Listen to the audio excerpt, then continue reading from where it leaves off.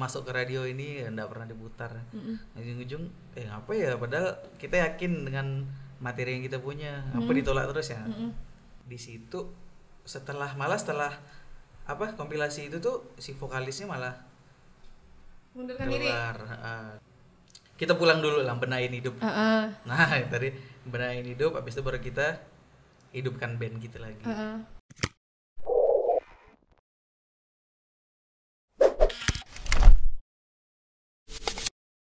Hai, terima kasih untuk kalian yang sudah subscribe di 99 Project dan udah nonton video kita sebelumnya. Nah, kali ini kita akan kedatangan tamu yang sangat spesial juga tentunya, yang akan berbagi pengalaman di bidang musik dan menceritakan untuk bandnya sendiri. Band apakah dia dan siapakah dia? Ini dia. Selamat malam, Bang. Malam. Apa kabar? Baik. Alhamdulillah. Boleh perkenalkan? Siapa namanya? Nama saya Edo. Saya di band Why Rejected ya. Ya, Why Rejected. Sebagai basis. Nah, ini kita kedatangan tamu yaitu Bang Edo. Memang sapaan akrabnya Bang Edo ya. Dari personil Why Rejected. Nah, Bang boleh cerita sedikit nggak? Gimana sih terbentuknya band Why Rejected? Ya. Kalau terbentuknya sih dulu kuliah sih. Kuliah di Malang. Jadi emang tujuannya sebenarnya bukan kuliah sih. Tujuannya emang pengen buat band. Pengen buat band sih awalnya. Ya. Ini sambil minum air ya? Makanya kuliahnya agak lama. Berapa lama Bang kuliah? Lumayan lama. Nggak masalah sih, yang penting tapi lulus kan? Aman. Lulus dah, ada di jasa. Berarti PR-nya udah selesai. Terus? Jadi sama kawan-kawan yang ada di Malang, anak-anak Pontianak pertama kan, emang berencana buat band. Yang anak-anak Pontianak yang di Malang itu memang satu kuliah? Atau kayak ada asrama khusus Pontianaknya kah? Tapi satu kosan semuanya. Oh, satu kosan. Dan kebetulan atau? Kebetulan. Oh, kebetulan. Tapi emang kenal sebelumnya. Sebelum kenal, tapi kebetulan bisa sama satu kos. Di sana. Oh, oke. Terus? Kalau yang si drummer itu si Dika, Doyo panggilan akrabnya. Itu emang kita di sana ada drummer awalnya. Cuman saya dengan Eka main gitar. Cowok ya? Cowok. Oke. Eka tuh kadang cewek kadang cowok. Terus? Sama vokalis anak Banjar. Ada drum, pas balik ke Pontianak langsung ngajakin si Doyo tuh. Yuk, mau enggak ngeband? Kalau emang mau ke Malang ya. Oke. Calling lah tuh ya. Enggak ada pikir dua kali, langsung berangkat. Aku tujuannya cuma ngeband gitu. Oh gitu. Enggak tahu sana mau ngapain juga enggak tahu. Terus? Ya udah, berangkat tiba-tiba waktu pas habis lebaran saya pulang ke Malang, tiba-tiba Doyo juga udah jemput aku di itu di terminal mana, terminal Arjosari dulu. Wanjir udah di Malang. Cepet banget ya. Terus? Jadi ya udah di situ mulailah jalan pas kebetulan emang kita langsung buat materi lagu sih. Karena di sana atmosfernya kan lebih ke berkarya. Iya. Jadi kita buat beberapa lagu gitu, masukkan ke radio. Namanya dulu band bukan Why Rejected. Apa tuh? Takuya. Bukan bahasa Jepang. Bahasa Banjar. Oh, artinya? Bahasa Banjar. Lupa. Itu tuh awalnya tahun berapa sih, Bang? 2006. Oh, 2006. 2006. Tuh yang ngasih nama Takuya itu siapa? Si vokalis. Karena dia orang Banjar. Oh iya. Oke. Kita masukkan ke radio ditolak karena pada saat itu musik di Indonesia sedang mendayu-dayu. Kayak ada ST12 di situ, ada Wali. Jadi kayaknya musik kita metal lah ya, mulai total lah ya. Ditolak. Masuk ke radio ini enggak pernah diputar. Ujung-ujung apa ya, padahal kita yakin dengan materi yang kita punya, apa ditolak terus ya. Kenapa ditolak terus? Nah, itulah Why Rejected. Oh iya. Itulah Why Rejected. Kenapa ditolak terus? Tapi pas ganti Why Rejected ternyata malah diterima. Kayak kebalikan gitu ya. Jadi di radio-radio Malang mulai diputar, sampai di radio Surabaya pun diputar lagu-lagu kita. Nah, sampailah kita ngikut suatu ajang pencarian, bukan pencarian. Sebut enggak apa-apa sih sebutkan. Ella Like Indie Fest tahun 2007. Oke. Jadi di situ emang kita masuk 10 besar regional Surabaya. tapi nggak masuk ke 10 besar nasional. Tahun depan kita coba lagi. Nah, di situ kita masuk 10 besar nasional. Keluarlah album kompilasi Ella Like Indie Fest album ketiga. Nah, di situ ada Why Rejected-nya. Oke. Kemarin waktu ikutin ajang itu pakai lagu sendiri ya? Yang judulnya? Simon Says She Was Beautiful. Dan itu siapa yang ciptakan? Sama-sama. Oh, sama-sama.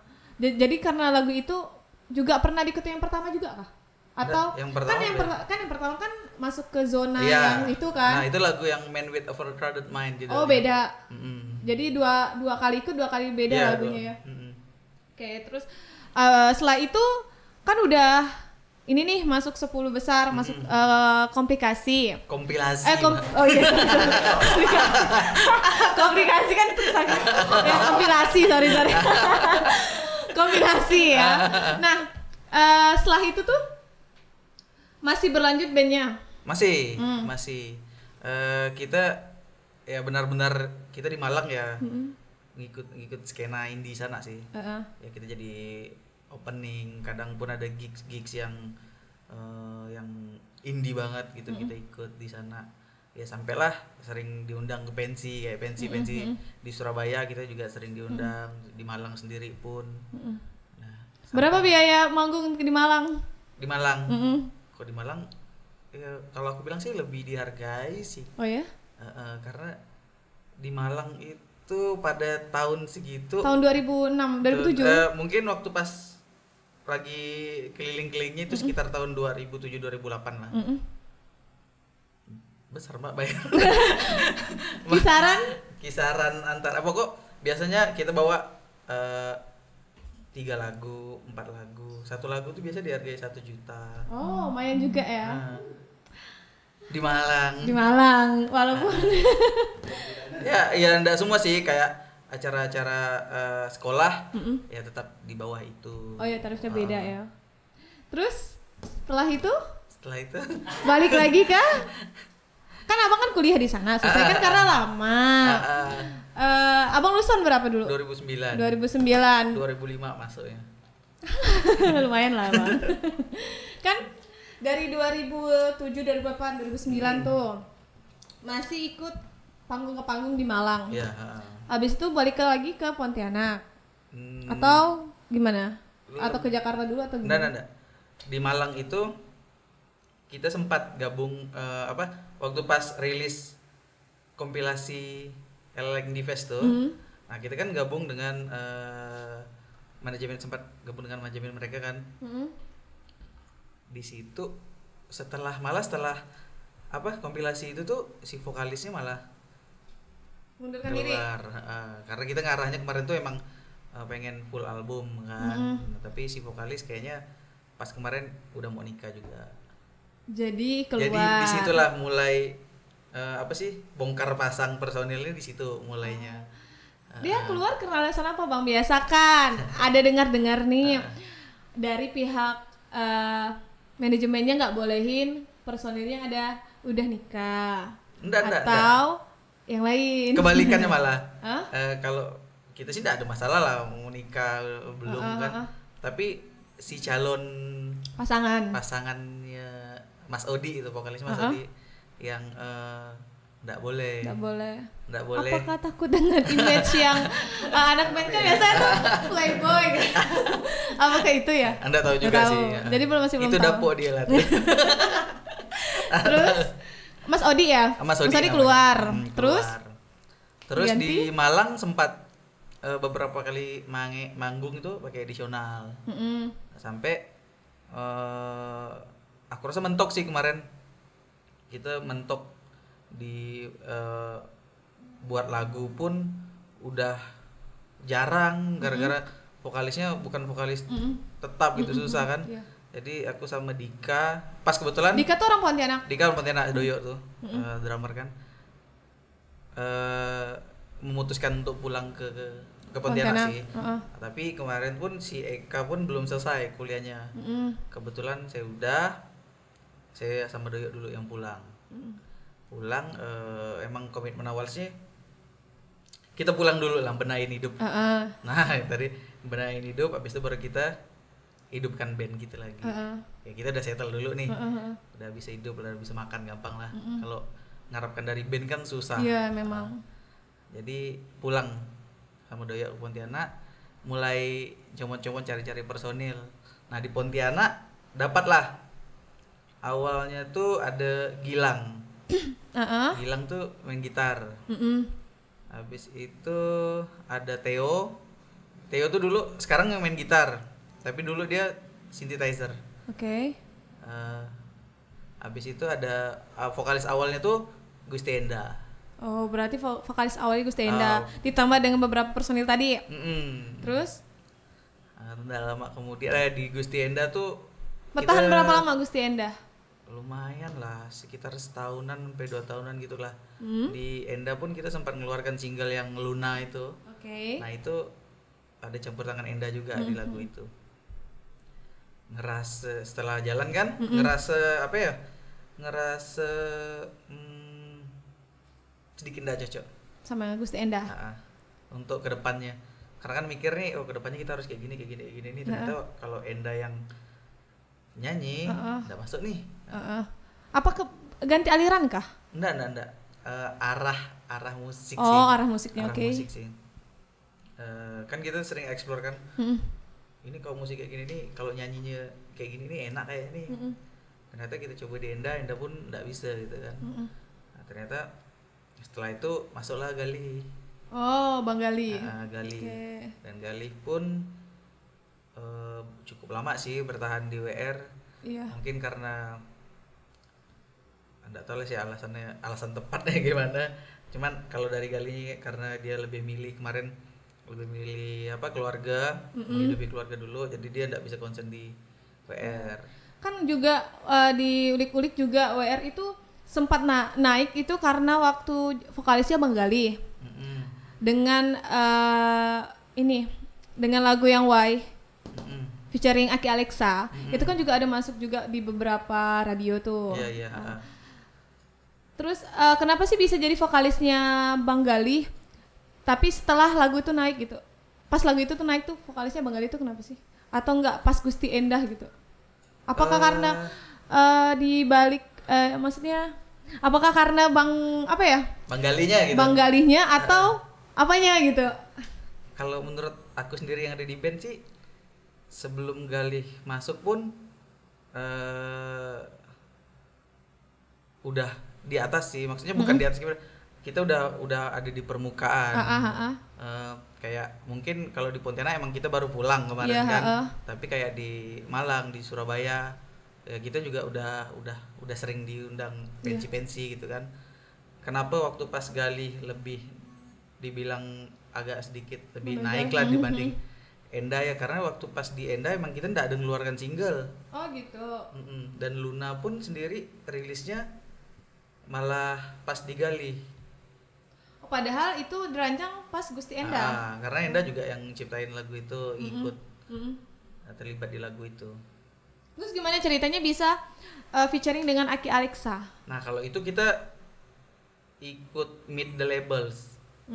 Jadi ikut meet the labels itu dari kita masukin submit gitu, kepilih 20 besar, singkatnya gitu lah, 20 besar, 20 band itu dari seluruh Indonesia.